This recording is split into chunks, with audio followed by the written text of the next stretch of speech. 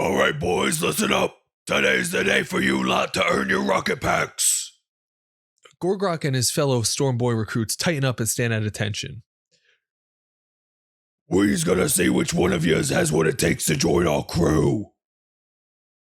Gorgrok has been waiting his whole life for this moment, a whole standard year to get his very own rocket pack. To get to the front lines faster than any of the other orcs and to do the most crumpin'. In the yard by the time it takes to eat a squig. Move out! The 8 recruits march in a mostly straight and synchronized line to their makeshift barracks. Given the size of Boss Fragbad, the boys don't have too much time to muck about, maybe 30 minutes. Enough time for the essentials though. Make sure the boots are shined, grab your favorite helmet, and best choppa.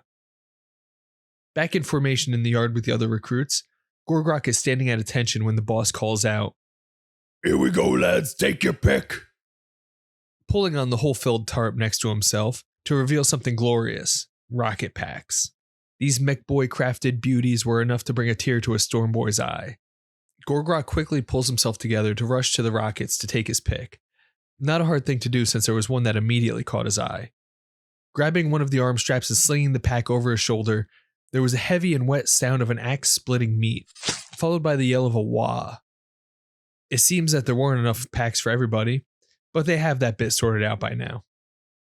The remaining recruits line up in formation once more to hear Boss Fragbad's orders. Now that that's taken care of, it's time to see what you lots got. Over that there hill is some bad moons with some good loot. Grab me everything you find, lads. With that, one by one, the engines start to roar. Boss Fragbad is the first to lift off. In a beautiful plume of thick black smoke and heat, one by one the Stormboy recruits follow. The rush of air in Gorgrok's face immediately awakened something inside him. The thrill of speed was really something else. To the right there was a sputter, then an explosion. It seems like one of the boys grabbed a faulty rocket. The blast brought Gorgrok back to the job at hand, gripping the choppa tighter and pushing the engine even harder to keep up with the boss. The scrapyard of the Bad Moon hideout comes into their vision. Fragbad, like a proper orc boss, lets out his best Whoa! The recruits join in on the wah as they begin the descent, a dive bomb straight to the loot. Like ants, the Bad Moon boys scatter, some rushing into machinery, others start singing death guns over their shoulders. Almost there. Gorgrok says to himself, raising the choppa high, ready to crump. Whoa! Closer, closer, it's almost time.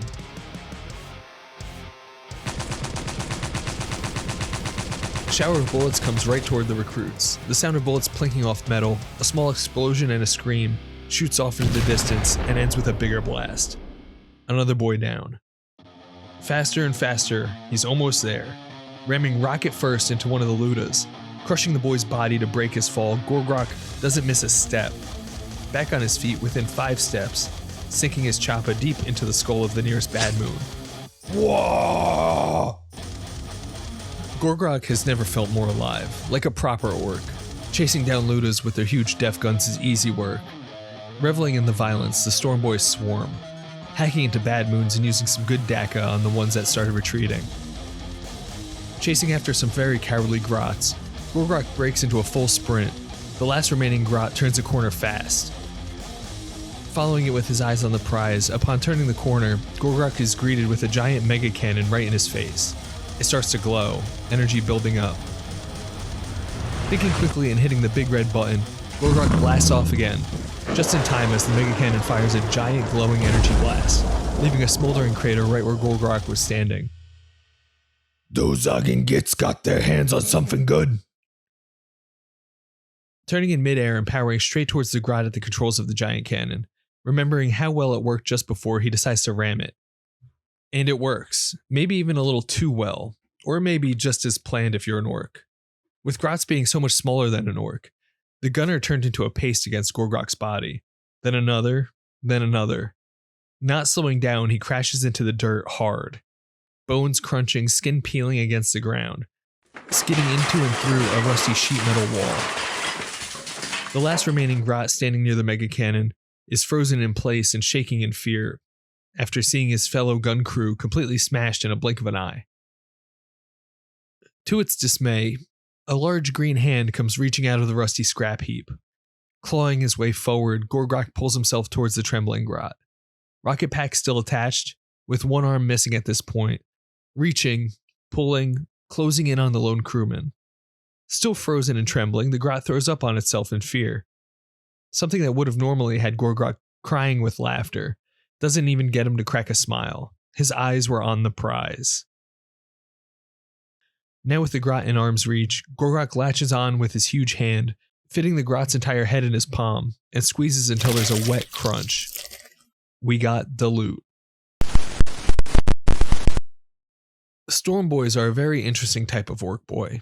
Shock troopers that seem to really enjoy military tactics. They tend to act very strange by orc standards, standing in formation, polishing their boots, following rules. Truly unorky behavior, but even so, an orc is an orc, and these lads strap themselves into giant rocket packs to throw themselves into chopper range as fast as possible. The Storm Boys also tend to be the rebel youth of orc culture. Orcs reach maturity a lot faster than humans. Usually by about a standard year, the boys are trying to find their place in society. Most commonly, it tends to be a strict goth or a blood axe that joins the Storm Boy camps. These camps are a great place for the rebels of orc society, which for a greenskin is a boy that craves structure and direction, one who wants rules, and these camps provide a place for them to practice military drills and strategy. When the boys grow up a bit more, most of them will leave the Storm Boys to find their place in another group, but some orcs like the military life and the speed. While these Storm Boys are looked at as outcasts by the other orcs, orcs aren't so stupid as to not recognize a good crump when they see it, and will make full use of Storm Boy squads. Hurling a gang of giant military maniacs behind enemy lines is always going to be a great tactic. Now, as we fly on over to the spinny shots, I want to thank you all for tuning in. Please hit the like and give me a subscribe. It would be greatly appreciated as I'm trying to get this channel off the ground. Also, don't forget to hang out with me on Twitch at twitch.tv/drinkyourpaintwaterlive. I stream 4 nights a week, and the link for all that will be down in the description. And with that, I'll see you in the next one.